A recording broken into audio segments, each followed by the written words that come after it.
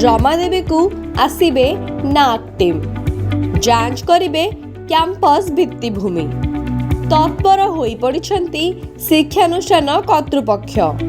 गोटिए पटे कटक सहरर सर्वपुरातन शिक्षानुष्ठान रेभेन्सा कॉलेज नाम परिवर्तन प्रसंग नहीं वितर्क लगी रही बेले भुवनेश्वर एक प्रमुख शिक्षानुष्ठान पई आसीची खुशीर माहौल।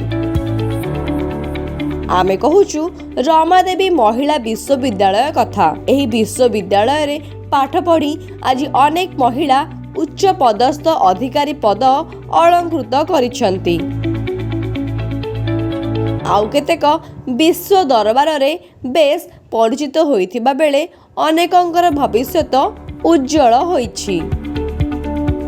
2015 रे रमादेवी स्वयंशासित महाविद्यालय विश्वविद्यालय मान्यता पाइबा परे एबे एठाकू प्रथम करी आसुचंती national assessment and accreditation council बा नाक्र स्वतंत्र टीम।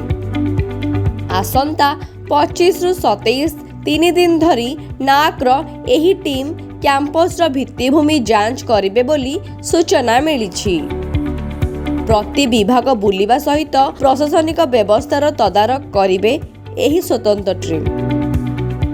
लाइब्रेरी, लैबोरेटरी, सम्मेलनी कक्ष, शिक्षादान प्रणाली आदि सबु क्षेत्र को टिकनिक करी जांच करिबे एही टीम।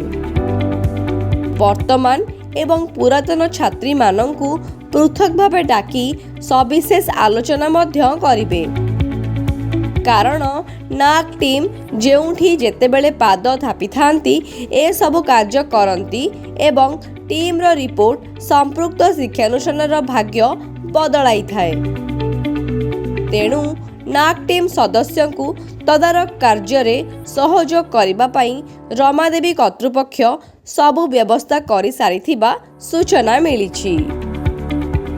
भुवनेश्वररू लक्ष्मीप्रिया पंडांक रिपोर्ट, SMS सिटी न्यूज।